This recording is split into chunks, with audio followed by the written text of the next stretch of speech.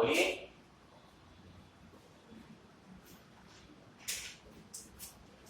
द्रव्यमान केंद्र, ये नाम तो सुना होगा, यही होती है ना इंग्लिश की, बताए। ऑलमोस्ट डेफिनेशन तो निकल के आ ही चुकी है। अब मुझे ये बताइए, सेंटर ऑफ मास की स्टडी हम लोग क्यों करते हैं, क्या रीजन है? थोड़ा सा मैं ब्रीफ कर देता हूं। मान लीजिए कोई भी आप सब्सटेंस लिए हुए हैं, कोई भी बॉडी है, मार्कर को ले लीजिए, इसको कई सारे डिफरेंट डिफरेंट पार्टिकल्स के लिए बना हुआ है और हर पार्टिकल में एक अपना मास होगा, ठीक है ना, हर पार्टिकल में एक अपना मास होगा। तो अगर हमें इस मार्कर का मोशन स्टडी करना है तो हमें हर एक इसके जितने पार्टिकल से मिलकर बना हुआ है सबका मोशन स्टडी करना होगा। उन सबका मोशन स्टडी ना करना पड़ेगी, ठीक है ना, एक ही मोशन स्टडी करने से इस पूरे जितने भी सिस्टम ऑफ पार्टिकल्स, ये नाम क्या है, सिस्टम ऑफ पार्टिकल्स, एक पार्टिकल का सिस्टम बना हुआ है, कई पार्टिकल से मिलकर ये मार्कर बना है। मान लीजिए इस मार्कर को हमने फेंका, कोई कैच कर सकता है? इस मार्कर का मूवमेंट देखें सब लोग जरा ध्यान से, तो ये बचना, जिस अगर हो सकता है वहां तक ना पहुंचे क्योंकि बीम है ना, वापस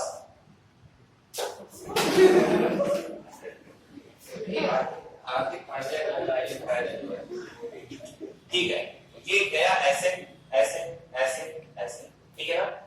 किसी स्पेस पार्टिकल को देखिए, एक समय पे ये ऐसे जा रहा होगा तो जो नीचे वाला पार्टिकल है वो ऐसे जा रहा होगा, इधर वाला पार्टिकल ऐसे जा रहा होगा, इधर वाला पार्टिकल ऐसे जा रहा होगा। तो अगर हमें इस मार्कर के सभी पार्टिकल की स्टडी करनी है तो हमें हर पार्टिकल का अलग अलग मोशन स्टडी करना होगा, ठीक है ना। कोई एक्स पे जा रहा है, कोई वाई पे जा रहा है, कोई जेड पे जा रहा है, कोई कहीं जा रहा है, कोई कहीं जा रहा है। इससे बचने के लिए हम लोग मोशन किसका स्टडी करते हैं, सेंटर ऑफ मास का, ठीक है ना। लगभग ये अगर आप इसको देखेंगे तो उसका सेंटर ऑफ मास सेंटर में ही होगा, ठीक है ना, यूनिफॉर्मली इसका मास डिस्ट्रीब्यूटेड है। थोड़ा बहुत अगर इसकी आगे की टिप हटा दी जाए तो मान लेते हैं, अज्यूम कर लेते हैं इसका सेंटर ऑफ मास यहाँ सेंटर पे है, एक पॉइंट। अब अगर मैं इसको वापस से देखूंगा और अगर आप इसके सेंटर को केवल देखेंगे तो सेंटर कैसे जाएगा, जैसे प्रोजेक्टाइल मोशन होता है, ये घूम रहा है लेकिन ये सेंटर देखिए, सेंटर तो ऐसे आगे बढ़ रहा है ना, ऐसे बढ़ा और फिर नीचे आ गया। यानी कि अगर हमें सेंटर ऑफ मास का स्टडी करना है तो हमारे लिए बड़ी आसानी हो गई भाई। जैसे ये एक मार्कर था, हमने इसको फेंका, अब ये घूम रहा है, घूमते कभी इसकी पोजीशन ऐसी आएगी, कभी इसकी पोजीशन फिर ऐसी आएगी, मतलब ये रोटेट कर रहा है। लेकिन अगर आप इसके सेंटर को देखेंगे केवल तो सेंटर ऑफ मास कैसे भाग रहा है, ऐसे ऐसे ऊपर गया, ये घूमता जा रहा है, लेकिन जो सेंटर है इसका वो एक प्रोजेक्टाइल मोशन कर रहा है। मतलब आपने केवल 2 डायमेंशन का मोशन स्टडी कर लिया तो आपने इसके पूरे सेंटर ऑफ मास का मोशन स्टडी कर लिया और आपको मार्कर की जो एग्जैक्ट पोजीशन और लोकेशन है वो आपको पता चल जाएगी।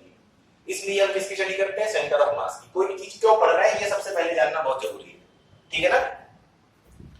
अब सेंटर ऑफ मास निकालते कैसे हैं ये तो सबको पता होगा, वही फॉर्मूला है m1x1 plus m2x2 divide by m1 plus m2, ठीक है ना।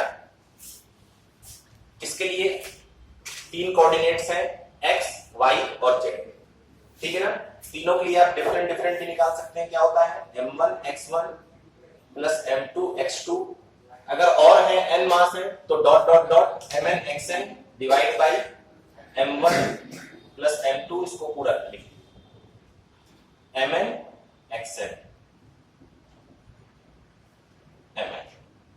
इसी तरह y के लिए करेंगे तो क्या हो जाएगा,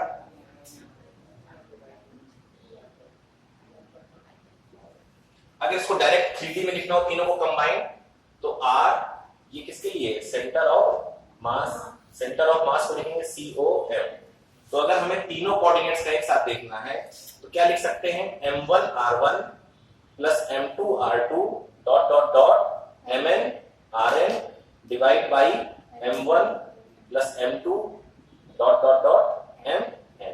ये कितने पार्टिकल का सिस्टम है, n पार्टिकल का, जिनके मासेस क्या क्या है, m1 m2 m3 m4, इस तरह करते करते mn, ठीक है ना।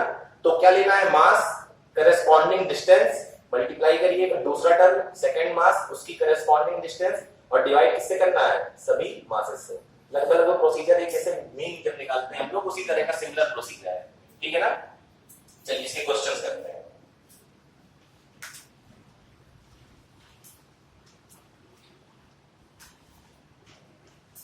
क्वेश्चन में 2-3 करा रहा हूं, अभी थोड़ा सा पैटर्न नोट करिएगा क्वेश्चन का क्या है, ठीक है ना। क्वेश्चन बेसिक है लेकिन उसके पीछे जो है वो चीज आपको थोड़ा देखनी है।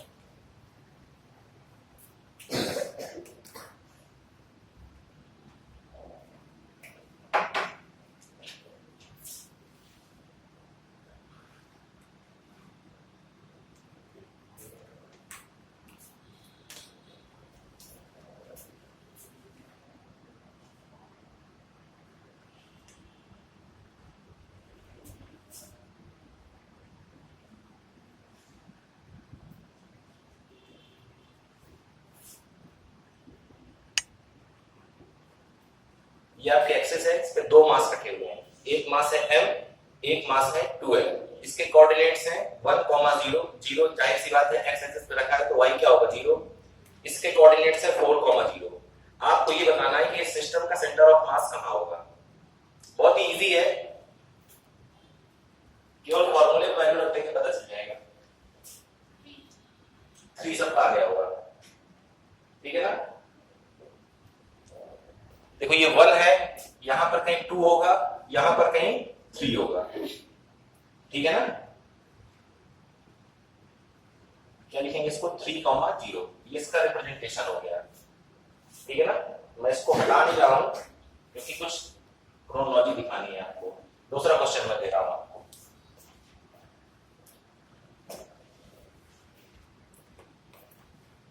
एक मास ये m है और एक मास ये 3m है, दोनों के बीच की डिस्टेंस d है, ठीक है। अगर आप कोऑर्डिनेट्स में भी लिखना चाहते हैं तो इसको 0, 0 लिख के इसको b, 0 भी लिख सकते हैं अगर लिखना चाहते हैं। अगर नहीं जरूरत समझ में आई तो कोई बात नहीं। जरा इसका सेंटर ऑफ मास निकालिए।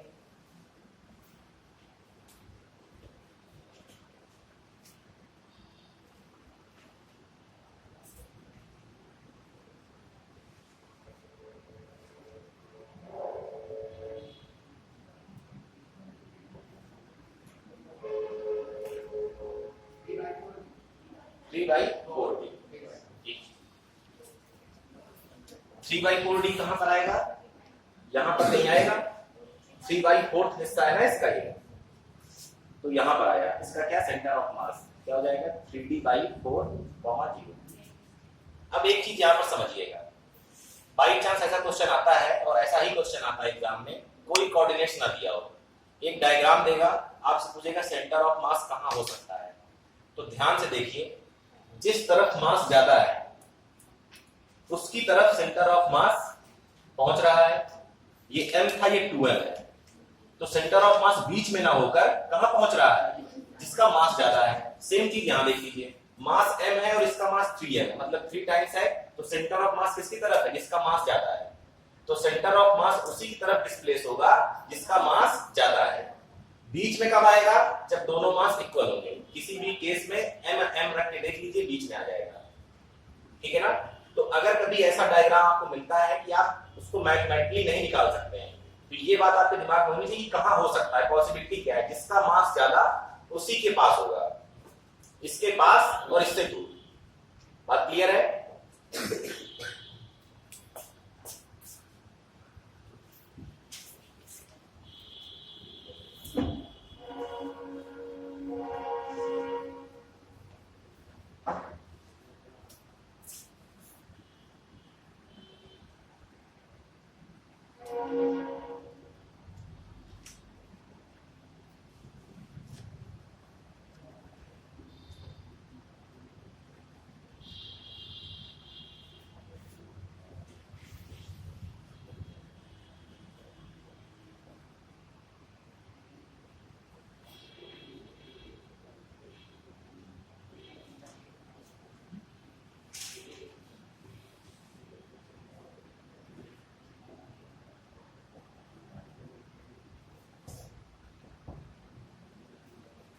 कुछ नहीं दिया, ये स्क्वायर है, इसकी साइड ए है।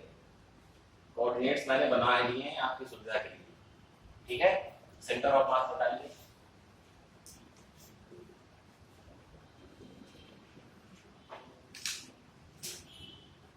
कुछ नहीं है, 2 डायमेंशन का है, फॉर्मूले की वैल्यू रखिए, आंसर आ जाएगा। पहले या तो x के लिए निकाल लीजिए और फिर y के लिए निकाल लीजिए, ठीक है ना। x के लिए निकालेंगे तो क्या मिलेगा, कोऑर्डिनेट्स ही मिलेगा ना। y के लिए निकालेंगे तो उसका भी क्या मिलेगा, कोऑर्डिनेट्स। और आपको रिप्रेजेंट करना है कि सेंटर ऑफ मास एग्जैक्टली कहां पर होगा। इसी तरह जिस तरह ये है आपकी, एक मास यहाँ, एक मास यहाँ, एक मास यहाँ, एक मास यहाँ, तो हम लोग के दिमाग में बस ये था कि सेंटर ऑफ मास, सेंटर मतलब बीच, तो बस बीच में होगा। ऐसा नहीं होगा, डिपेंड करेगा किस पे, मास पे। निकाल के देखिए कहां पर आ रहा है।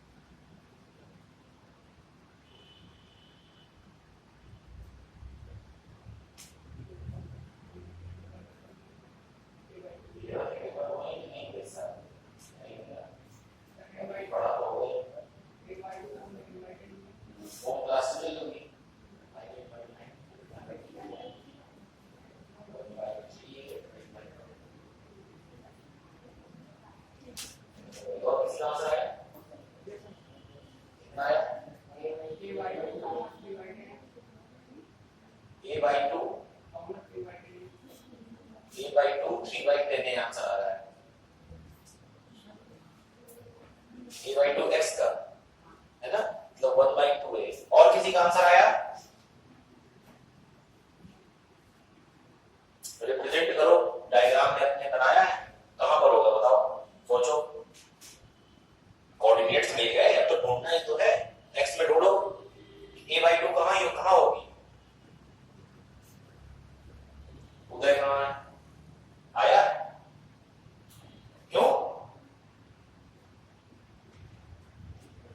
क्या समस्या भैया? वेरी गुड किया।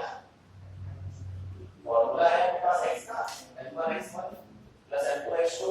यहां पर कितने चार मासेस हैं, तो m1 लो, m1 मान लो, किसी को भी मान लो, मान लो जो चीजें वहां से स्टार्ट कर रहे हो, तो वो तो 0 हो गया, उसका x1 क्या है 0। और किसके लिए क्या होगा, m2 x2 के लिए, तो 4ma आ गया ना x के लिए। और उसके बाद उसमें क्या होगा वाले में, तो कितना हो जाएगा ma कितने हो गए 5ma हो गए। फिर उसके बाद नेक्स्ट वाले में जाओ, x क्या है 0, तो 5ma आ गया। और नीचे मासेस छोटी कितने हैं 10, तो 10m, तो 10m तो 5 डिवाइड बाय 10 1 by 2 आ गया, और m से कैंसिल 1 by 2 आ गया x का। सिमिलरली y के लिए करो। इधर गर्ल्स में किसी का नहीं आया?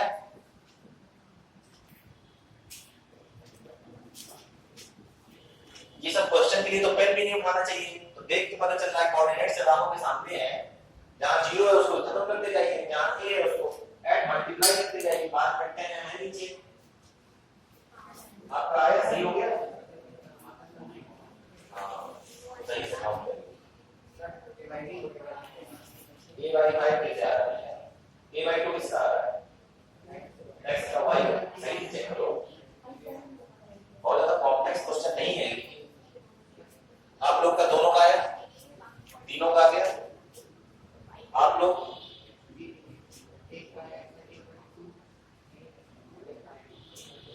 एक का है, 3/10 के साथ a भी होगा ना। इनको बताइए जहां ये फंस रहे हैं, समझिए थोड़ा, इसको ही बताओ बगल वाले को भी, जिनका होता है वो अगल बगल वालों की हेल्प करते हैं, समय बचेगा।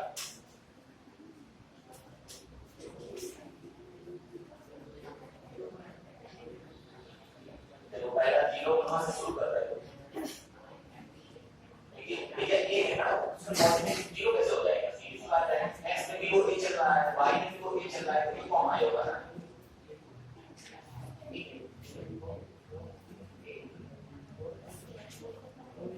आया?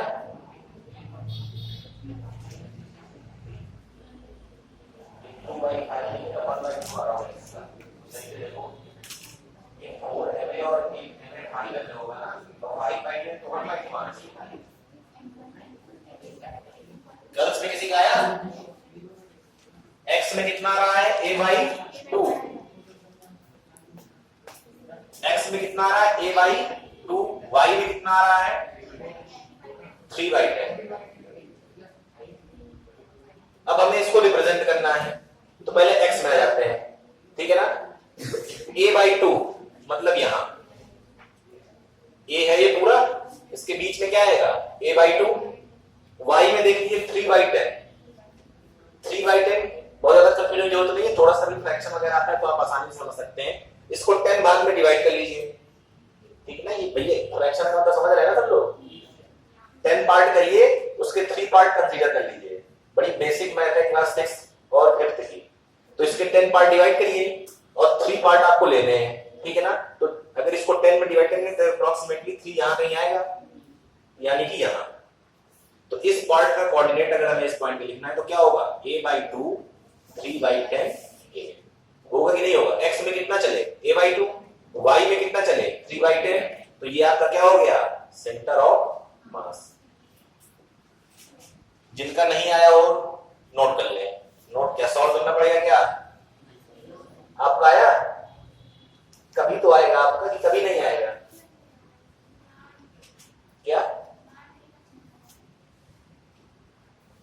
एक तो आंसर दीजिए कभी आप। देखिए x के लिए निकालिए, क्या होता है m1 x1 plus m2 x2, जितने भी मास होंगे सबको ऐड कर दिया। चलिए उठाइए, कहीं से उठाइए, यहां से उठाइए, मैं डायरेक्ट कर रहा हूं, देखें बोर्ड तो यहां तक सबको दिख रहा है ना। m1 मतलब 3m, x1 0 खत्म, m2 4m, डिस्टेंस कितनी है x में a, कितना आ गया 4m a। आगे बढ़िए, इसको देखिए, m इंटू डिस्टेंस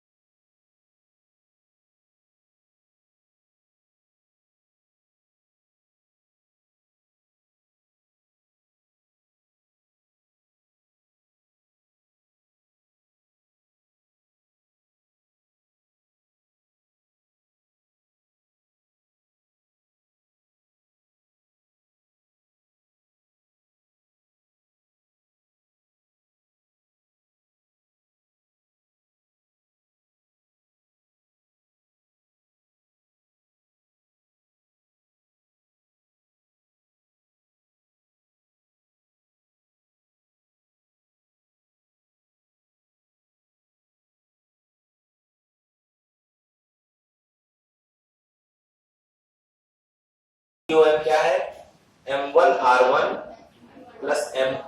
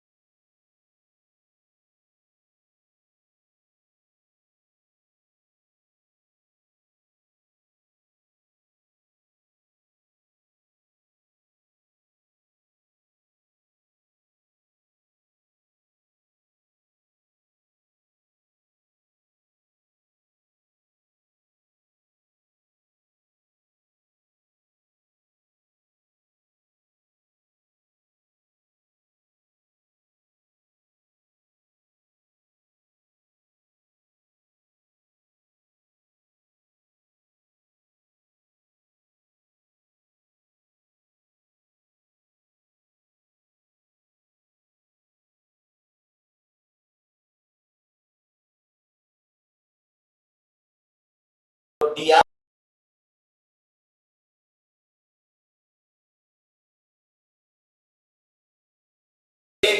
यानी कि वेलोसिटी, तो यहाँ क्या हो जाएगी, सेंटर ऑफ मास का डिस्प्लेसमेंट आपने डिफरेंशिएट किया है ना, तो जो वेलोसिटी मिलेगी वो भी किसकी मिलेगी, सेंटर ऑफ मास की। ये तो हो गया लेफ्ट हैंड साइड का काम। अब आ जाते हैं राइट हैंड साइड पे। ये बताओ मास क्या है, कांस्टेंट है, ये तो देखो नीचे का सब कांस्टेंट है। अब आ जाओ ऊपर वाले पे, तो m1 कांस्टेंट है, तो m1 को आप बाहर लेंगे और dr1/dt जैसे करेंगे तो क्या मिलेगी v1। किसको समझ नहीं आ रहा, बोल दो नहीं, आगे फिर गायब हो जाएगा। ये मास है, मास तो कांस्टेंट है ना भैया हर चीज का, ठीक है ना। इस m1 को बाहर लीजिए भाई, इस टर्म डिफरेंशिएशन कैसे करते हैं, इस टर्म का अलग, इस टर्म का अलग, हर टर्म का अलग अलग। तो जब इसका करने जाएंगे तो m1 कांस्टेंट है, dr1/dt होगा,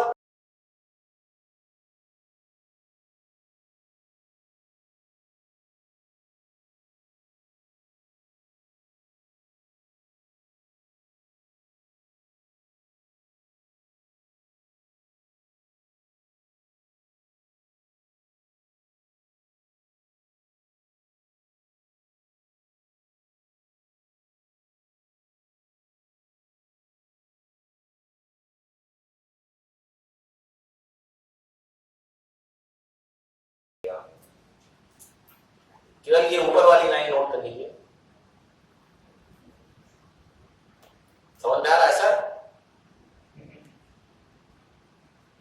जिनको फिजिक्स से कोई लेना देना नहीं, जब उनको भी समझ में आए, लेकिन तब समझ में आता है कि नहीं समझ में आ रहा है।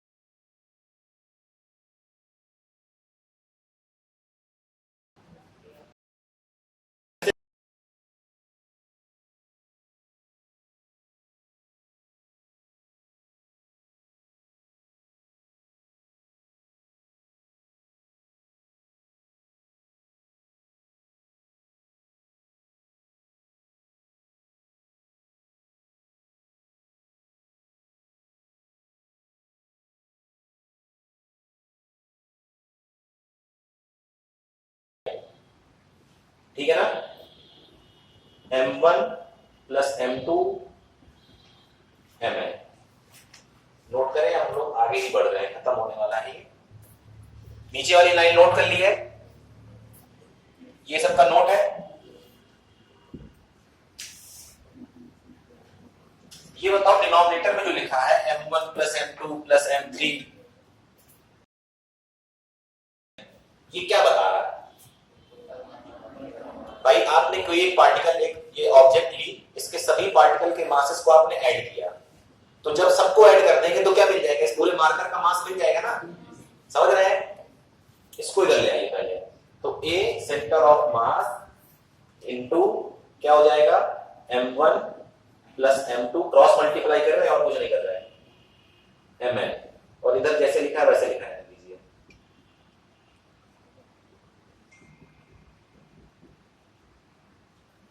ठीक है?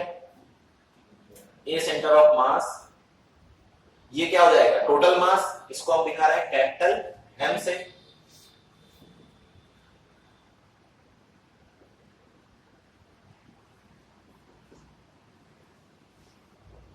MA।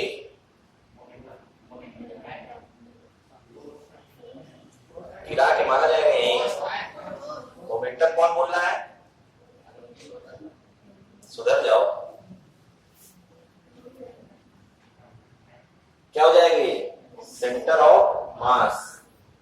और m1 a1 क्या है? f1, m2 a2 क्या है? f2, f1 plus f2 plus f3। Note करें, इससे हम लोगों ने ये प्रूव किया कि सब पर, हर पार्टिकल पर फोर्स जो लग रहा है उसको निकालने से अच्छा है कि आप केवल सेंटर ऑफ मास पे फोर्स निकाल लें, क्योंकि उसका एडिशन ही सेंटर ऑफ मास का फोर्स होगा। लेकिन हम लोगों ने इससे प्रूव ये किया। भाई हम लोगों ने एक हाइपोथेसिस पहले दी कि हम सबका मोशन स्टडी नहीं करेंगे, हम केवल सेंटर ऑफ मास का मोशन स्टडी करेंगे। तो हमको ये प्रूव भी तो करना पड़ेगा कि अगर सेंटर ऑफ मास का मोशन स्टडी कर लेंगे तो सबका स्टडी हो जाएगा। तो वही चीज यहां निकल के आ रही है कि जो सेंटर ऑफ मास का फोर्स है वो सभी फोर्स का क्या है? सम। ठीक है ना?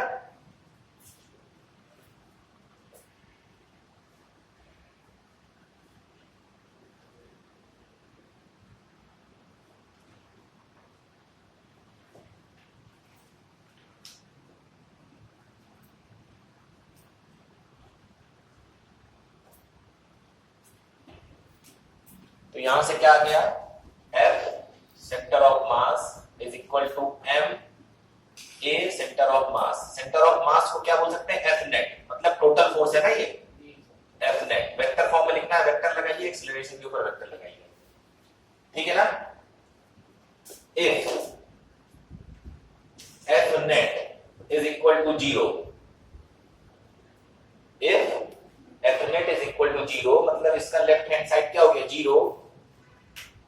तो राइट को भी क्या होना पड़ेगा? 0। मास 0 हो नहीं सकता, नहीं हो सकता ना, टोटल मास कैसे 0 हो सकता है? तो इसका मतलब क्या होगा? A centre of mass is 0। ठीक है ना। ए सेंटर ऑफ मास कहां से आया था, जब आपने D B centre of mass को डिफरेंशिएट किया था। ये क्या हो गया, जीरो।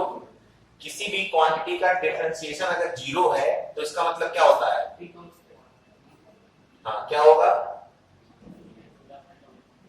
डिफरेंशिएशन किसका जीरो होता है, कांस्टेंट का, ठीक है ना। तो ये कांस्टेंट रहा होगा तभी तो इसका डिफरेंशिएशन जीरो हो रहा है, ठीक है ना। तो इसका मतलब बी सेंटर ऑफ मास क्या है, इसका मतलब, और यही है आपका न्यूटन का फर्स्ट लॉ, यही तो है। क्या है, अब आप लोग वही बताएंगे कहानी, जो चल रहा है वो चलता रहेगा, जो रुक गया है वो रुक जाएगा, यही तो बताते हैं हम लोग। क्या बताएंगे आप, आज के बाद कोई पूछे लॉज ऑफ मोशन, सुनिएगा ध्यान से, पढ़ा आपने, भूल के ना पाई ना, लॉज ऑफ मोशन आपसे कहा था पढ़ के आइएगा, कितने होते हैं, अच्छा तुम लोग वही हो क्या, तो जिससे पूछा है उसका जवाब देने दो। कितने होते हैं, तीन, ये कौन सा है, दूसरा कि तीसरा,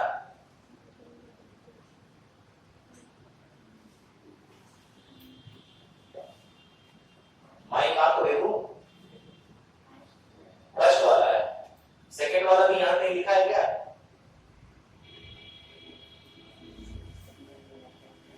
क्या कहता है न्यूटन का फर्स्ट लॉ,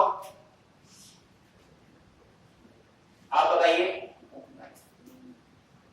हाँ बताइए, न्यूटन का प्रथम नियम यही है ना, Newton's first law of motion. किस क्लास में हैं आप अभी, क्या पढ़ रही हैं आप, बीएससी बायो, बीएससी बायो से किस ईयर में है, सेकेंड ईयर में। तुम बताओ पीछे, न्यूटन का प्रथम नियम,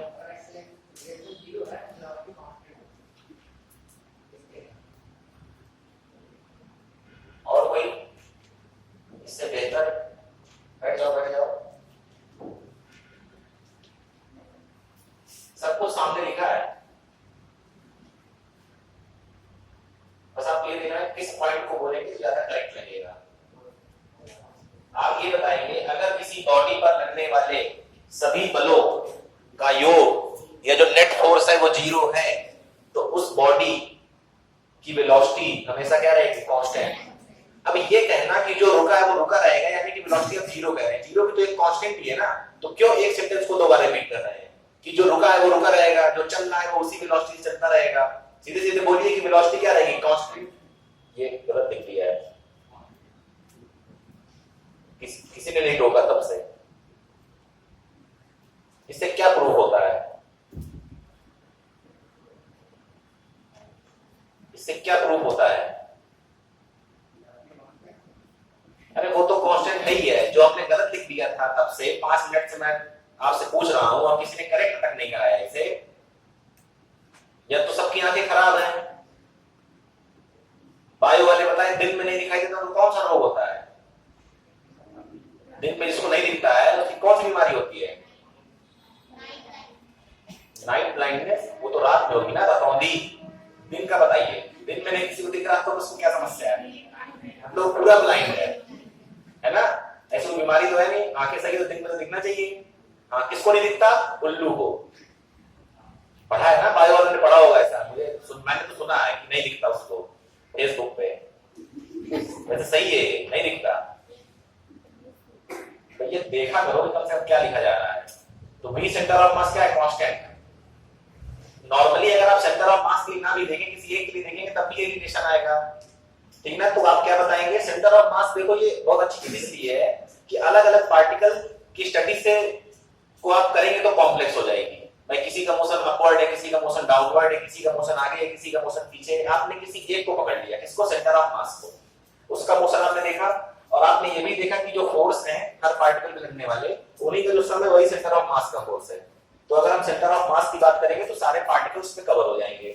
तो क्या कह रहा है, अगर एफ नेट जीरो है, ठीक है ना, किसी बॉडी पर लगने वाले सभी बलों का योग अगर जीरो है तो बॉडी की वेलोसिटी क्या रहेगी, हमेशा कांस्टेंट। अब कांस्टेंट को आप कितना भी लपेट सकते हैं, है ना, जैसे 2 नंबर में क्वेश्चन आता था पहले जब पढ़ते थे, अब लिख रहे हैं उसमें 3-3 4-4 लाइन, जो चल रहा है वो चलता रहेगा, जिस तरह चल रहा है उसी तरह चलता रहेगा, जब तक उस पर कोई धक्का ना लगाया जाए, ठीक है ना। इससे भी अच्छी जो डेफिनेशन, जो स्टैंडर्ड डेफिनेशन मानी जाती है वो ये होती है, a body remains unaccelerated if and only if the net force applied on the body is zero. एक बॉडी अनएक्सेलरेटेड तभी और तभी रहेगी जब उस पर लगने वाले सभी बलों का जो नेट फोर्स है वो क्या हो, जीरो। अब आपने जब ये कह दिया कि वो अनएक्सेलरेटेड है, तो ये अपने आप अंडरस्टूड हो गया कि आप ये कहना चाह रहे हैं कि वेलोसिटी कांस्टेंट है, क्योंकि जो मेन रिलेशन है वो यहां से आता है। तो आप क्या कहेंगे, a body remains unaccelerated if and only, ठीक है ना, कब, जब नेट फोर्स क्या हो, जीरो। ये है न्यूटन का फर्स्ट लॉ ऑफ मोशन, ठीक है ना। नेक्स्ट हेडिंग डालिए, conservation of linear momentum. Conservation of linear momentum, ये जो इक्वेशन बनी है कुछ नंबर ही कर दीजिएगा, क्योंकि हम बार बार केवल इक्वेशन को कोट करेंगे और आगे बढ़ेंगे, ठीक है ना, बार बार एक चीज को कराएंगे।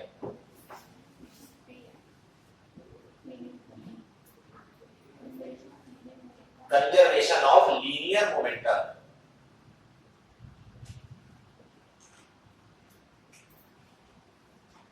लीनियर मोमेंटम क्या होता है भैया,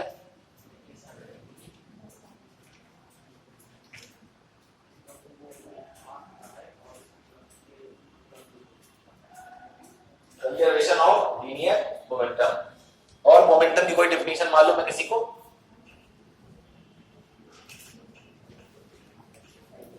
एक इक्वेशन बनी होगी इसी डेरिवेशन में, जिसमें v सेंटर ऑफ मास की इक्वेशन बनाई होगी आपने।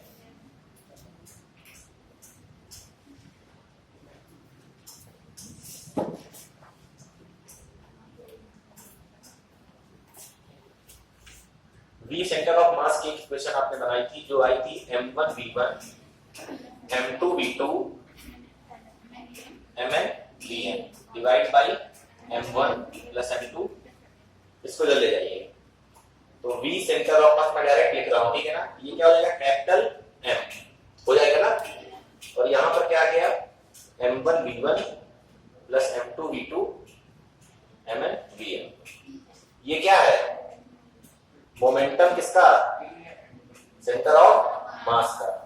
ये क्या है, P1, ये क्या है, P2 Pn, ठीक है ना। फिर से आ जाइए, इफ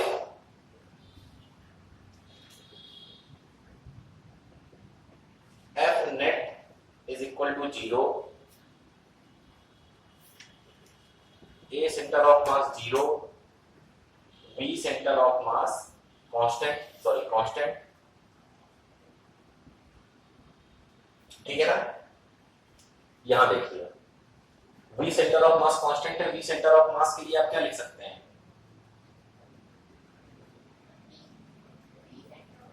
इधर देखिए, इसको अगर डिवाइड करें, मतलब इसको एक्सपेंड करें तो ये आएगा, ठीक है ना। फोर्स 0 है, वेलोसिटी क्या है, कांस्टेंट। मास क्या होता है, पहले से कांस्टेंट, वेलोसिटी भी आपने कांस्टेंट कर दी।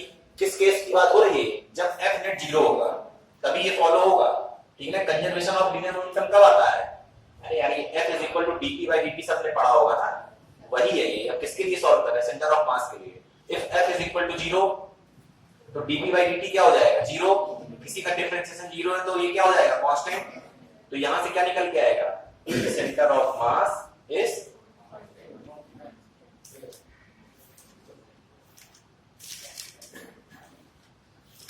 कांस्टेंट का मतलब क्या है, जो पहले था वही बाद में रहेगा, मतलब क्या हो गया, कंजर्व हो गया ना। तो जब फोर्स नेट फोर्स 0 होगा तो लीनियर मोमेंटम क्या होगा, कंजर्व। नोट करें, P centre of mass constant है, इसको इस तरह भी लिख सकते हैं ना कि P1 plus P2 plus P3 dot dot dot Pn is equal to constant.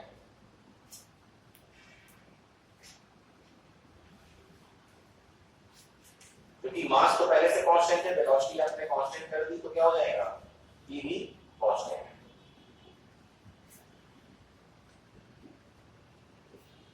ये फॉर्मूला आप समझ सकते हैं। से ये लिखा है ना, P centre of mass is equal to m B centre of मास।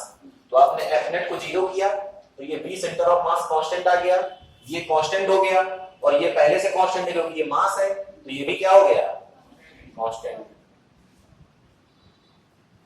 इसके बाद नेक्स्ट हेडिंग दीजिएगा रिजिड बॉडी, दृढ़ पिंड।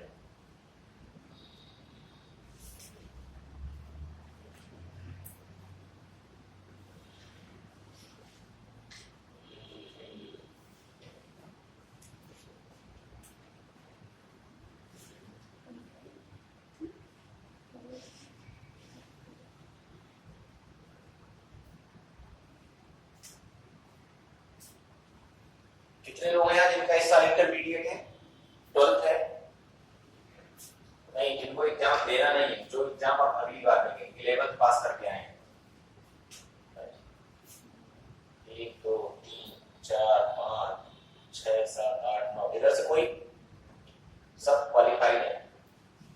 कितने लोग बाला के हैं जो 11th पास करके आए हैं?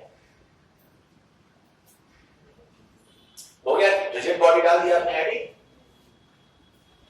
तो बताइए, अच्छा जितने लोगों ने अभी हाथ उठाया था उसमें से यूपी और सीबीएसई वाले कौन कौन है? पहले यूपी वाले हाथ उठाएं, यूपी बोर्ड, सीबीएसई के बाद एक नीचे। अच्छा चलिए बताइए, दृढ़ पिंड क्या होता है? आप लोग क्योंकि सबसे अभी नया नया पढ़ के आए इसलिए पूछा जा रहा है और कुछ नहीं है। रिजिड बॉडी,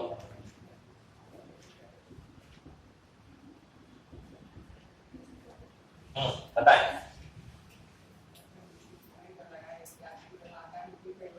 आकृति तथा आकार का कोई परिवर्तन ना हो, काफी हद तक सही। संभव 2% और सही। आगे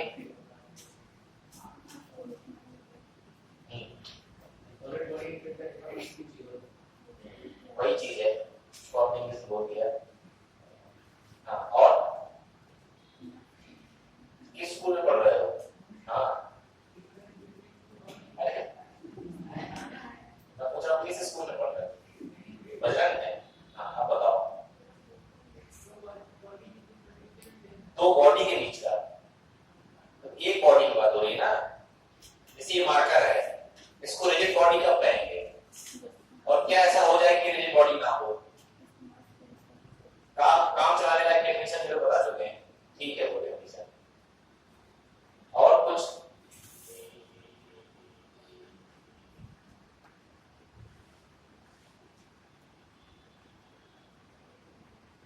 तो डेफिनेशंस दो तरह से निकाली जाती हैं।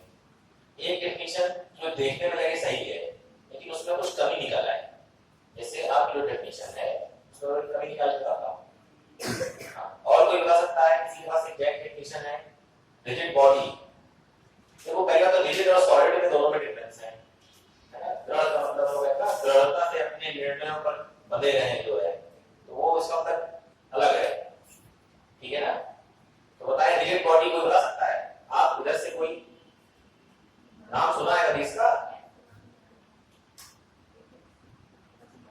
रिजिड बॉडी ऐसी बॉडी है, देखो एक बॉडी है उसके अंदर कई सारे पार्टिकल होंगे, सीधी सी बात है, वही हम लोग बात कर रहे हैं ना, टॉपिक का नाम है सिस्टम ऑफ पार्टिकल्स। तो इसके अंदर कई सारे पार्टिकल होंगे। तो रिजिड बॉडी की डेफिनेशन ये कहती है कोई भी बॉडी रिजिड बॉडी तभी होगी जब आप उस पर चाहे कितना भी फोर्स लगा लें, उसके जो इंटरनल पार्टिकल्स हैं उनके बीच का डिस्प्लेसमेंट हमेशा 0 रहेगा। बात समझ आई? कोई बॉडी रिजिड बॉडी तभी है जब आप उस पर चाहे कितना भी फोर्स क्यों ना लगा लें, वो जिन पार्टिकल से मिलकर बनी है उन पार्टिकल के बीच में कोई डिस्प्लेसमेंट ना हो। बात समझ रहे हैं? आइए बोर्ड पर समझते हैं।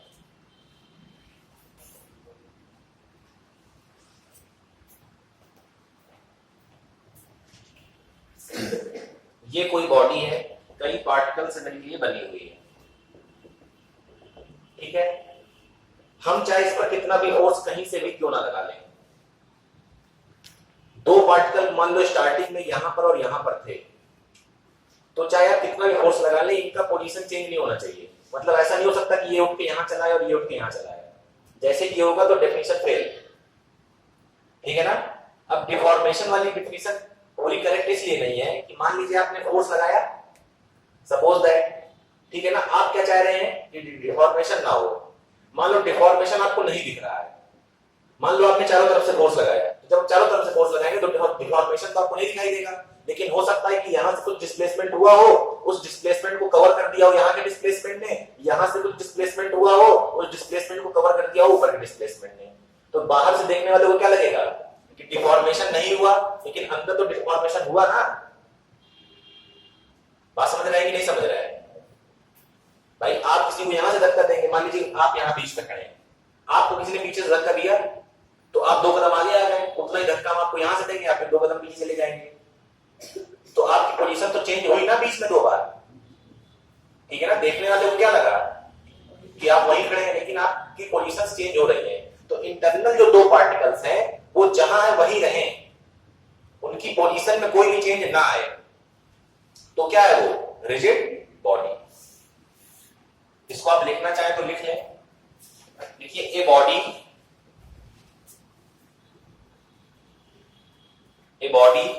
is said to be rigid.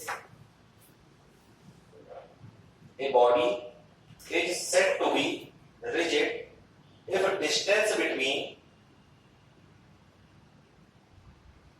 if distance between two internal points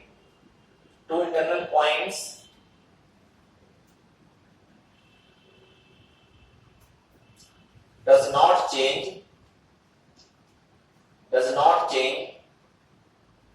comma,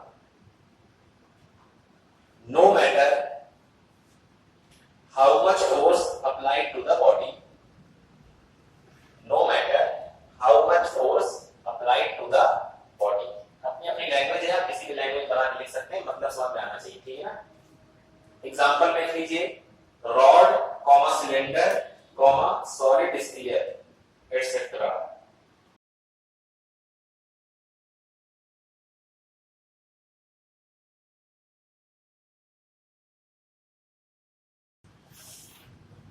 ठीक है।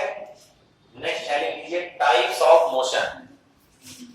टाइप्स ऑफ मोशन, हमें ये देखना है कि कोई भी अगर बॉडी है, अब हम लोग जो बात करेंगे आगे वो रिजिड बॉडी की ही करेंगे। टाइप्स ऑफ मोशन,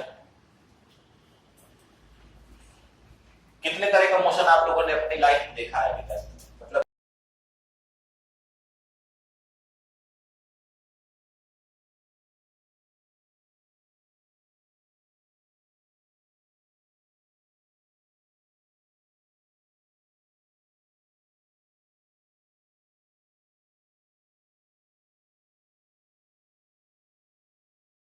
लीनियर और रोटेशनल और सर्कुलर और रोटेशन में क्या अंतर है? रोलिंग कौन सा मोशन है? रोलिंग ट्रांसलेशनल क्यों है? कहां गति करता है, कहां गति आप समझ रहे हैं। मोशन 3 तरह का। पहला ट्रांसलेशनल, मतलब आप सीधे आगे बस जा रहे हैं। एक रोटेशनल, जैसे एक पंखा है रोटेट कर रहा है, कौन सा मोशन कर रहा है? रोटेशनल। ठीक है ना। और आप किसी पहिए को लीजिए, टायर को लीजिए, कुछ भी लीजिए और उसमें से धक्का दे दीजिए, तो वो रोटेशनल नहीं कर रहा है और ट्रांसलेशनल नहीं कर रहा है। ऐसे बोलते हैं प्लेनर मोशन, 2 प्लेन में मोशन कर रहा है। ठीक है ना। आगे भी जा रहा है और घूम भी रहा है।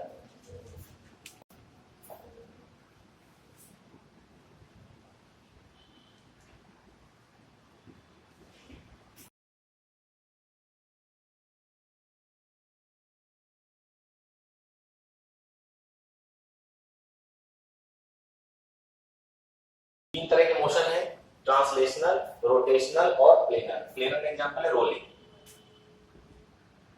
ठीक है ना। और इसका एग्जांपल रोटेशनल का आप लोग जान ही रहे हैं, ट्रांसलेशनल का आप लोग जान ही रहे हैं। ट्रांसलेशनल मोशन हम लोग तो हमेशा से पढ़ते हैं और पढ़ भी चुके हैं पीछे। जो भी अभी तक पढ़ा वो अभी तक क्या था? ट्रांसलेशनल मोशन ही तो था। तो अब हम लोग को क्या पढ़ना है? Rotational motion. फिर पढ़ेंगे प्लेनर। हेडिंग लिख लीजिए रोटेशनल मोशन। रोटेशनल मोशन को थोड़ा समझिए, पंखे की तरफ देखिए, क्या हो रहा है रोटेशनल मोशन में।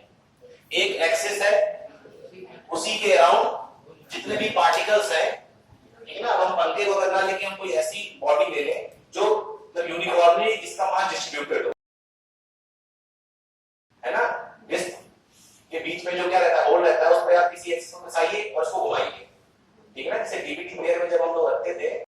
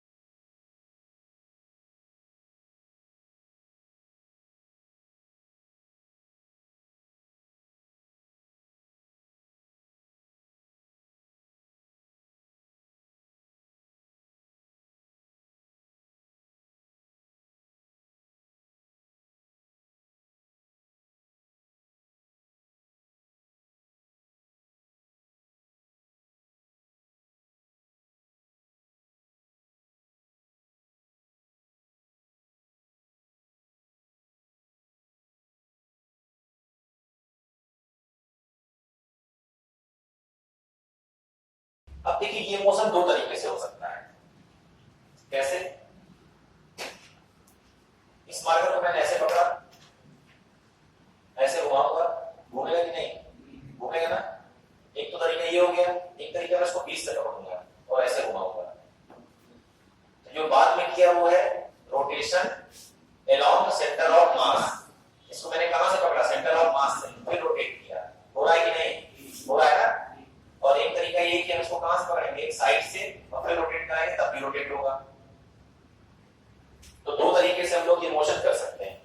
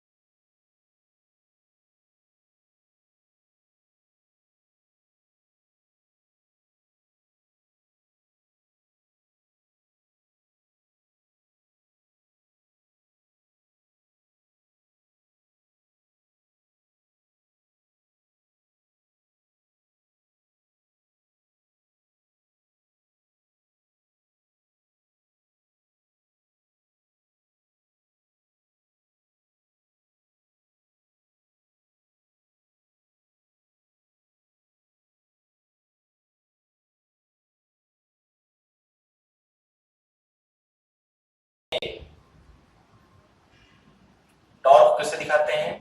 टाउ। टाउ नहीं, टाउ। ठीक है। हाँ, क्या होता है भैया टाउ? बलागुण। बलागुण क्या होता है? टाउ। टॉर्क है ना? LHS is equal to RHS, RHS is equal to LHS। पता है भैया बलागुण। तुम लोग यार अभी भी 11 पास किए हो यार, तुम लोग को तो मालूम होना चाहिए कम से कम। सब वर्क फ्रॉम होम कर रहे थे क्या?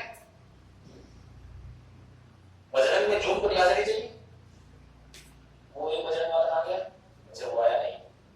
नहीं तुम वो एक और है, वो भी है, ये खाता था। तो बजरंग में कैसे 11 पढ़ाई हुई यहाँ? क्लासेस नहीं चाहिए तो जूम वूम में नहीं पढ़ाए गए यहाँ? अच्छा जब कोरोना नहीं तब भी नहीं क्लास है, अब चल रही है। पेपर दिया होगा, पेपर में क्या पूछा गया है? एक सब आया होगा, पास तो हो जाओगी। अच्छा कह रहे हैं पास कर देंगे, रिकॉर्ड हो रहा है वहां।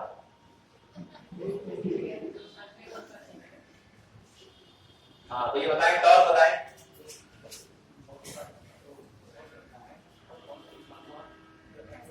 हमारा समझाने का तरीका बहुत बढ़िया है, नहीं मजाक वाली बात नहीं है। कुछ लोग होते हैं वो मतलब बिना हाथों का यूज करके एक चीज को एक्सप्लेन कर सकते हैं। अब अगर मैं डेमो दिखाना चाहूँ तो अगर एक कोई हाथ पकड़ ले तो आप नहीं समझा सकते सही चीज है कि नहीं। ये इंडिविजुअल अपनी अपनी वो होती है, कला होती है, जो है बोलने का तरीका। ठीक है ना? हाँ ये एक्सपेरिमेंटल है कि अगर कोई जो है आपको एक्सप्लेन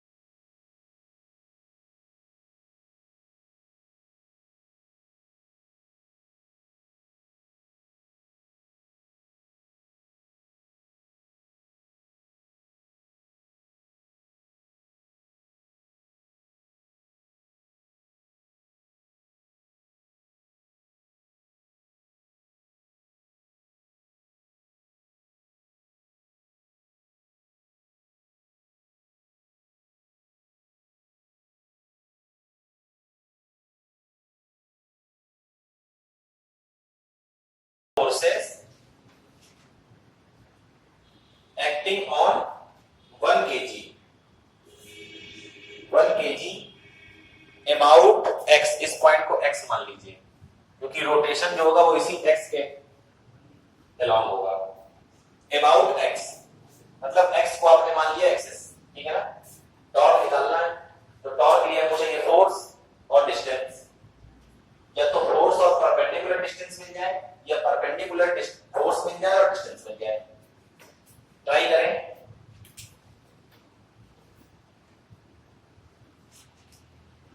पहला काम फ्री बॉडी डायग्राम, बिना फ्री बॉडी डायग्राम की, फ्री बॉडी डायग्राम की हिंदी होती है मुक्त पिंड आरेख।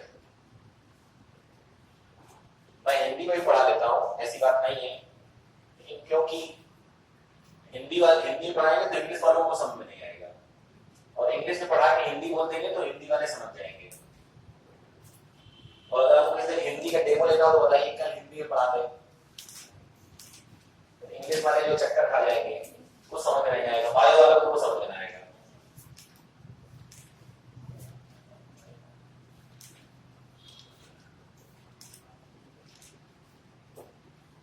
इसका आंसर आ जाए, वो आंसर बताए।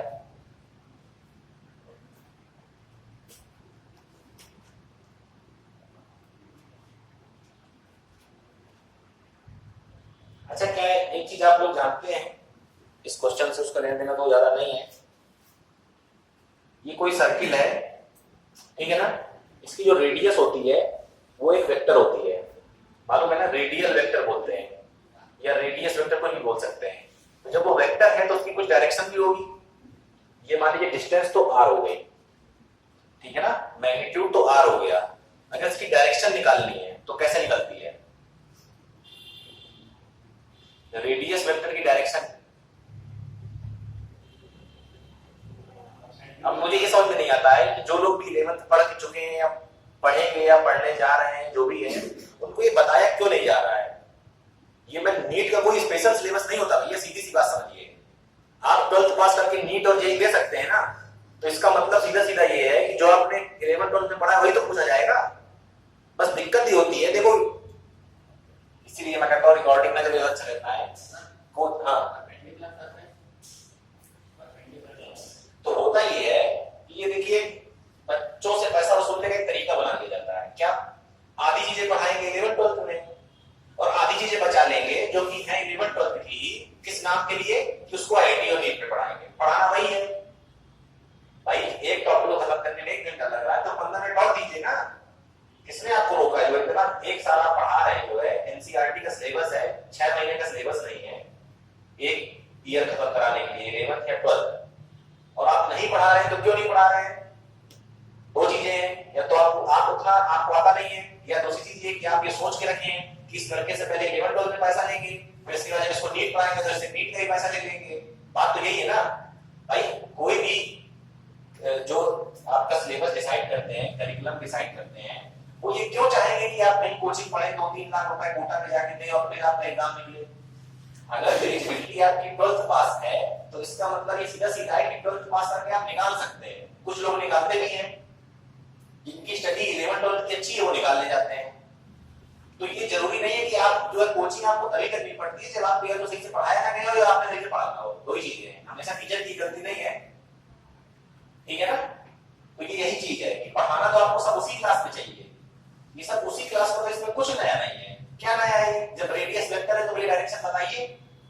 अगर वो वेक्टर है तो उसकी डायरेक्शन होगी ना। ये तो आपने पढ़ाया कि एक वेक्टर के पास डायरेक्शन है, मैग्नीट्यूड है, तो ये क्यों नहीं पढ़ाया कि अगर उस रेडियस एक वेक्टर है तो आपने ये नहीं बताया कि रेडियस भी एक वेक्टर है। अगर आप बताते तो आपको ये बताना पड़ेगा कि रेडियस अगर वेक्टर है उसकी डायरेक्शन क्या होगी। तो जो भी रेडियल वेक्टर होता है उसकी डायरेक्शन होती है radially outward perpendicular to the surface, मतलब ऐसे ये सरफेस के परपेंडिकुलर। ये वाला आर देखेंगे तो परपेंडिकुलर टू द सरफेस, ठीक है ना। ये सरफेस है, टेंजेंट लीजिए, और ये परपेंडिकुलर। इसका थोड़ा सा यूज पड़ेगा जब आप डायरेक्शन निकालेंगे, क्योंकि टॉर्क क्या है? वेक्टर है ना। क्रॉस प्रोडक्ट आप लेंगे जब, तो 2 वेक्टर का जब क्रॉस प्रोडक्ट लेते हैं तो जो आंसर आता है वो वेक्टर आता है। जब आंसर वेक्टर आएगा तो कुछ ना कुछ डायरेक्शन भी होगी। डायरेक्शन कहां से निकलेगी? क्रॉस प्रोडक्ट से। तो अप्रोच की डायरेक्शन तो आपको मालूम है, जहां पर रेडियस वेक्टर आएगा उसकी डायरेक्शन अगर आपको नहीं मालूम है तो कैसे निकालेंगे? इसके लिए भी हमने एक फॉर्मूला बताया था, स्क्रू रूल। ये भी नहीं मालूम होगा, 12th जो पास करेंगे उनको तो मालूम होना चाहिए।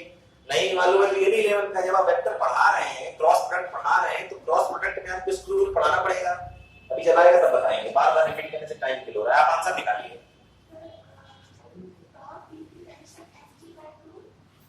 आंसर कितना आ रहा है? न्यूमेरिकल वैल्यू आएगी। यहां से किसी ने बोला answer 5 newton metre correct answer है। आ गया 5 जिनका आ रहा हो। ऐसे कितने लोग हैं जिनका 5 आ रहा है? ठीक है, अब आगे किसी का नहीं आया था 5।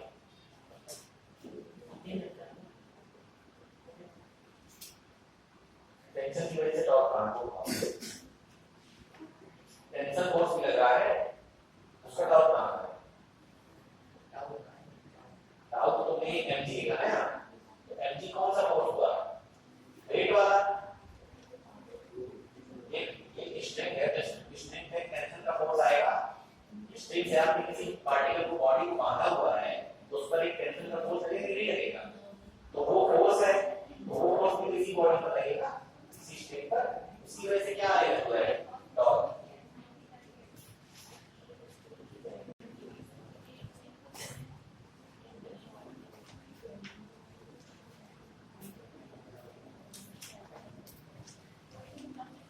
सोचिए भैया, सोचिए।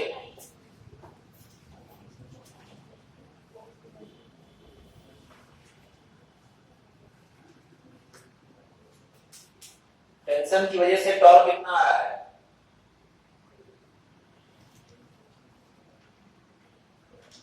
कितने लोग हैं जिनको टेंशन की डायरेक्शन, टेंशन भी क्या है? फोर्स है तो वेक्टर होगा, वेक्टर होगा तो डायरेक्शन होगी। टेंशन की डायरेक्शन अभी कल की क्लास में या उसके पिछली वाली क्लास में बताया था। जिस भी पॉइंट पर टेंशन देखनी हो उससे आउटवर्ड, किसी ने कल बताया था छाता खोलना है, यहां पर देखना है तो टेंशन कैसी होगी? आउटवर्ड, मतलब बाहर की तरफ। तो ये हो गया टेंशन का फोर्स। आपको मिल गई डायरेक्शन, फोर्स मिल गया, डिस्टेंस आपको मालूम है, टॉर्क निकालने में क्या दिक्कत है? टी नहीं मालूम, क्योंकि टी क्यों नहीं दिया क्वेश्चन में? क्योंकि टी की देने की जरूरत ही नहीं है। फॉर्मूले में क्या था? R F sine theta. Theta क्या है? डिस्टेंस बिटवीन फोर्स एंड जो डिस्टेंस है, दोनों के बीच में कुछ एंगल है, जिसके बीच में 30 एंगल है भैया। जिस स्ट्रिंग में टेंशन लग रही है उसी स्ट्रिंग की लेंथ आपको दी है, तो दोनों में डिस्टेंस में और फोर्स में टेंशन में कोई एंगल बन रहा है क्या बीच में? एंगल 0 है ना, तो टेंशन की वजह से टॉर्क क्या आएगा? 0। या दूसरी तरीके से समझ लीजिए, हमें क्या चाहिए होता है? या तो फोर्स परपेंडिकुलर मिल जाए, ठीक है ना, या तो डिस्टेंस परपेंडिकुलर मिल जाए, ठीक है ना। टेंशन वाला फोर्स जो है, देखिए डिस्टेंस आपकी ये है डिस्टेंस, ठीक है, मतलब r। इसकी डायरेक्शन मान लीजिए ये है, और टेंशन है ये। इन दोनों के बीच में कोई एंगल है? नहीं है ना, तो साइन क्या हो जाएगा? साइन वाला टर्म 0 हो जाएगा, तो टॉर्क क्या देगा? 0। या सोचने वाली बात ये है, हमने आपको यही बताया जब उसको हमने रिजॉल्व किया, कि आपको केवल वही फोर्स देखने हैं जो परपेंडिकुलर लग रहा है बॉडी पे, क्योंकि वही घुमाएंगे उसको, और अगर वो घुमा नहीं पाएंगे तो टॉर्क क्या हो जाएगा? 0। वही फोर्स कंसीडर करेंगे हम। एक बॉडी पर 50 फोर्स लग रहे हैं, हमें इससे कोई मतलब नहीं है, हमें केवल ये देखना है कि ऐसा कौन सा फोर्स है जो बॉडी को घुमा सकता है। अगर वो घुमा नहीं सकता तो वो टॉर्क नहीं देगा। अब ये टेंशन बताओ बॉडी को कैसे घुमाएगा? आपने किसी वजह से लटका दिया तो अपने आप घूमने लगेगा क्या वो? बताइए, खुद सोचिए। अगर फोर्स परपेंडिकुलर नहीं लग रहा है, टेंशन का फोर्स, तो बॉडी कैसे घूमेगी? नहीं घूमेगी ना। तो टॉर्क की वजह से, टेंशन की वजह से टॉर्क क्या है? 0। अब इसका बनाइए फ्री बॉडी डायग्राम, तो नीचे क्या लगेगा? mg। इस लाइन को थोड़ा आगे बढ़ा दीजिए, बढ़ा सकते हैं ना। ये एंगल 30 है, तो ये एंगल भी क्या होगा? 30। तो यहाँ क्या आया? mg cos थीटा, और यहाँ क्या आया? mg sin theta. अब इस दो फोर्स मिल गए। अब mg cos थीटा को देखिए, ये भी परपेंडिकुलर नहीं है, नहीं है ना, ये भी तो इसी लाइन के अलोंग लग रहा है, यानी कि ये भी नहीं घुमा सकता। तो घुमा कौन सकता है? केवल mg sin थीटा, क्योंकि ये क्या है? परपेंडिकुलर, ठीक है ना। ये इसको अगर ऐसे टच करेगा तो ये पार्टिकल कैसे घूम जाएगा? ऐसे। बात समझ रहे हैं कि नहीं? ये mg cos थीटा क्या चाहता है? ये फोर्स यहां लग रहा है, तो क्या चाहता है? कि इसको आगे स्ट्रेच करें, यहां से ये बना है तो आगे जा नहीं सकता, ठीक है ना। ये mg sin थीटा क्या चाहता है कि इधर को जाए, इधर को जाने का मतलब भी तो क्या है, घूमना है। तो कौन सा फोर्स कंसीडर करेंगे, mg sin थीटा। थीटा की वैल्यू कितनी है 30 है कि नहीं, m कितना है 1, g कितना है 10, sin 30 कितना हुआ 1/2, तो 1/2 into 10 कितना है 5 यूनिट न्यूटन मीटर।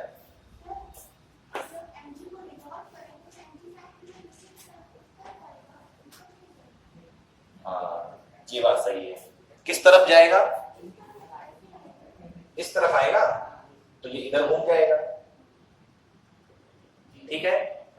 अच्छा, ये चीज इन्होंने बिल्कुल सही टोकी। क्यों सही टोकी उसका एक्सप्लेनेशन भी मैं दे देता हूं ताकि आपको ये ना लगे कि सर को आएगा तो गलत बना दिया था। ऐसा क्यों नहीं हो सकता भाई, हमें तो परपेंडिकुलर कंपोनेंट लेना है ना, हम इसको यहां क्यों नहीं ले सकते। चलिए अगर यहां ले लेंगे तो क्या गलत हो जाएगा, सीधी सी बात है। जो आपका रिजल्टेंट है वो क्या है mg। भाई अगर एक वेक्टर ऐसे दिया है, एक वेक्टर ऐसे दिया है, तो इसका रिजल्टेंट कहां से जाएगा, ऐसे, ठीक है ना। क्या ऐसा संभव है कि रिजल्टेंट जो है वो यहां हो और रिजल्ट आप यहां कर दें, नहीं पॉसिबल है ना। पहले वाले डायग्राम में यही गलती हो रही थी, mg बीच में है तो mg cos थीटा और mg sin थीटा को क्या ना पड़ेगा उसके अगल बगल, इसलिए mg sin थीटा यहां नहीं बन सकता, यहां बनेगा। और ये इसको कैसे घुमाएगा ऐसे, ठीक है ना। भाई mg ये है ना, दोनों इसके इस तरफ नहीं हो सकते कि mg cos थीटा भी इस तरफ, mg sin थीटा भी इस तरफ। तो cos थीटा इस तरफ है तो इसके परपेंडिकुलर sin थीटा को किधर आना पड़ेगा, इधर, ताकि दोनों का रिजल्टेंट यहां से निकले। जब रिजोल्यूशन ऑफ वेक्टर पढ़ाया गया होगा तब ये बताया गया होगा कि दो वेक्टर हैं तो उनका रिजल्टेंट उनके बीच से जाएगा। अगर दोनों का मैग्नीट्यूड बराबर है तो एग्जैक्टली बीच से जाएगा, अगर नहीं बराबर है तो कहीं भी बीच से जाएगा, लेकिन जाएगा बीच से ही, इसलिए इसको यहां बनाना सही है, ठीक है ना। तो ये क्या है mg sin थीटा, बस इधर बन जाएगा, ठीक है ना। सही चीज आपने टोकी। क्वेश्चन समझ में आया, बोलो भैया। केवल वही फोर्स लेंगे जो घुमा सकता है, बाकी 2500 फोर्स लग रहे हैं हमें कोई मतलब नहीं है। अगर वो बॉडी को नहीं घुमा सकते हैं तो हमें उनको नहीं कंसीडर करना है। कब, जब टॉर्क निकाल रहे हो, ये नहीं निकालना कुछ और हो और आपने ऐसा नहीं बनाया तो नहीं कंसीडर करना, गलत हो जाएगा भैया, ठीक है ना। जो कॉन्सेप्ट जहां पढ़ाया जाएगा उसको वही समझे।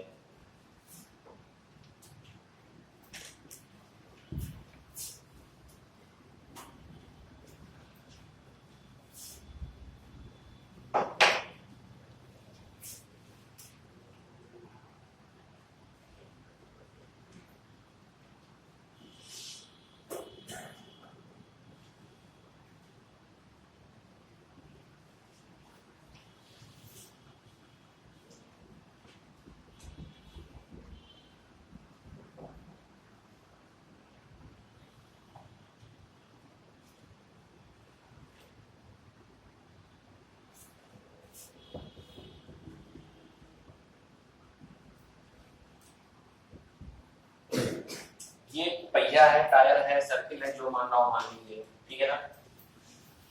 डायमीटर दिया है 4 मीटर, मतलब सेंटर से देखेंगे तो 2 मीटर। क्या है इसकी रेडियस, ठीक है ना। एक फोर्स में ऐसे लग रहा है 20 न्यूटन का और एक फोर्स इसमें 10 न्यूटन का लग रहा है। अगर ये फोर्स ना होता, अगर ये फोर्स थोड़ी देर के लिए मान लेते ना होता और इसको आप घुमाते तो ये ऐसे घूम के आगे बढ़ता। थोड़ी देर के लिए मान लीजिए ये फोर्स नहीं है और आप यहां से इसको घुमाते तो ये ऐसे घूम के आगे बढ़ता, ठीक है ना। अब आपने दोनों फोर्स एक साथ लगा दिए तो आपको बताना है नेट टॉर्क कितना है। अगर ये ना होता, अगर ये ना होता तो नेट टॉर्क कितना होता, 20 इंटू परपेंडिकुलर डिस्टेंस कितना हो गया 240।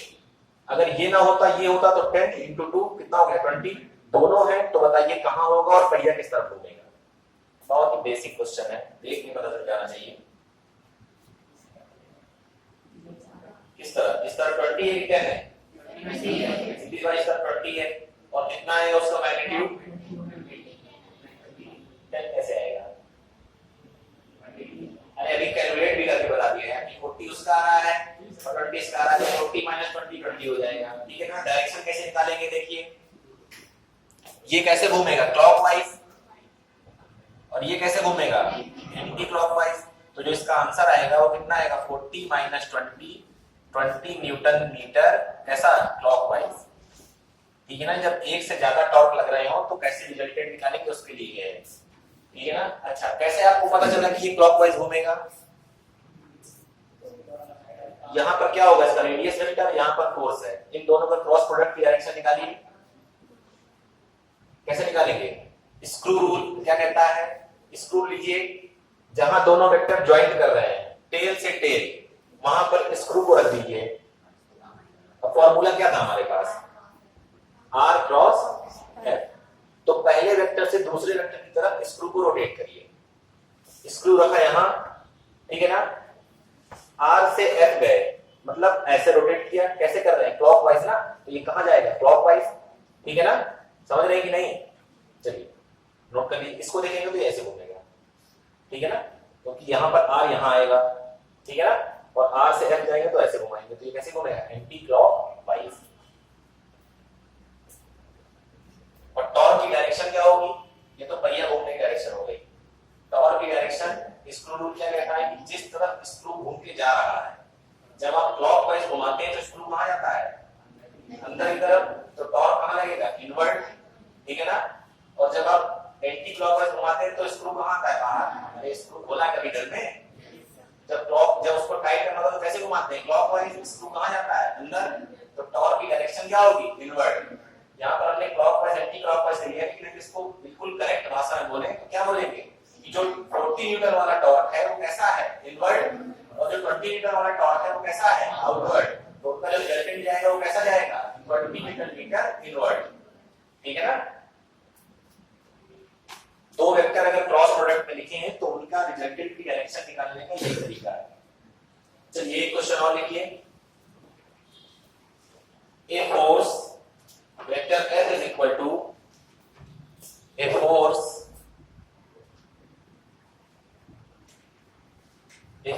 vector F is equal to 2i cap plus 3j cap minus k cap is acting at a point P is acting at a point P 1, 2, 2 is acting at a point P 1, 2, 2. Find the moment of force. Moment of force का मतलब torque. Find the moment of force about the point A 0, 1, 3 0, 1, 3 करिए।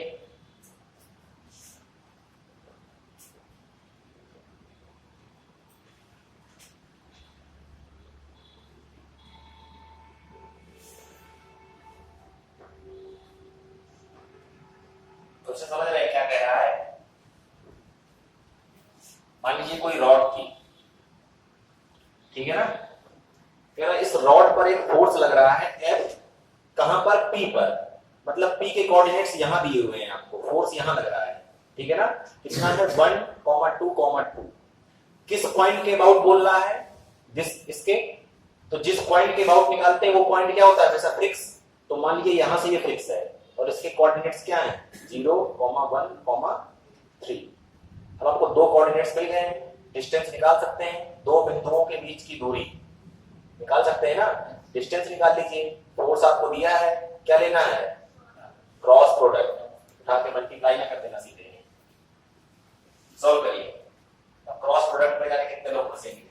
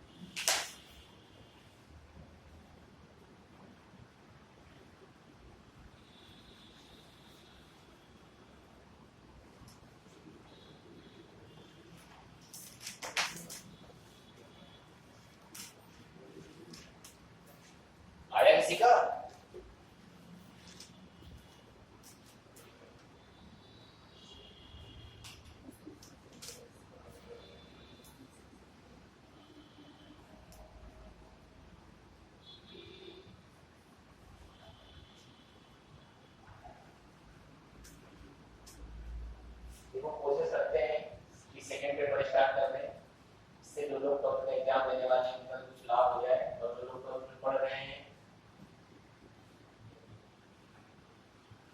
उनको भी कुछ लाभ मिले। देखते हैं अगर शेड्यूल से टाइम करने को मिले तो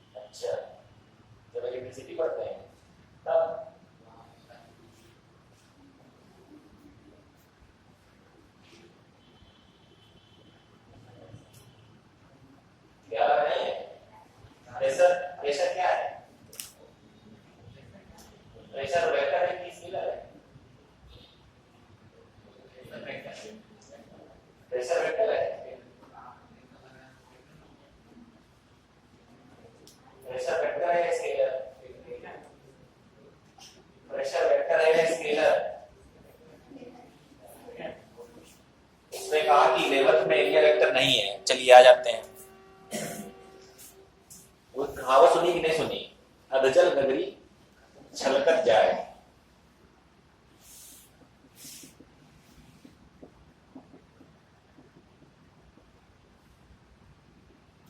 या इसको देख लीजिए, एक ही चीज लिखी थी दोनों। ये फॉर्मूला है कि नहीं है लेवल है ना? फोर्स कैसी क्वांटिटी है? तो एरिया को क्या होना पड़ेगा?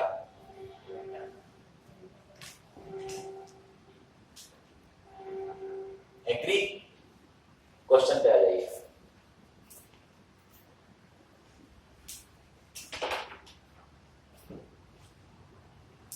जवाब हर चीज का मिलेगा, परेशान ना हो, क्योंकि हर चीज का जवाब इंग्लिश में है।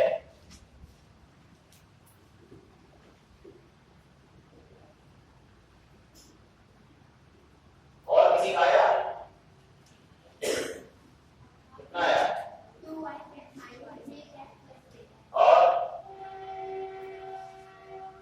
जिनका नहीं आ रहा है इसका मतलब ये कि उनको क्रॉस प्रोडक्ट निकालना नहीं आता। सीधी सी बात यही है। कितने लोग हैं हाथ उठाएं जिनको क्रॉस प्रोडक्ट निकालना नहीं आता? हाथ में नहीं उठाना, क्वेश्चन में नहीं कर पाना।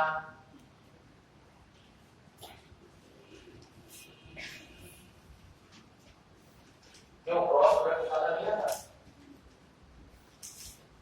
इलेवन के नाम पे कुछ नहीं पढ़ा?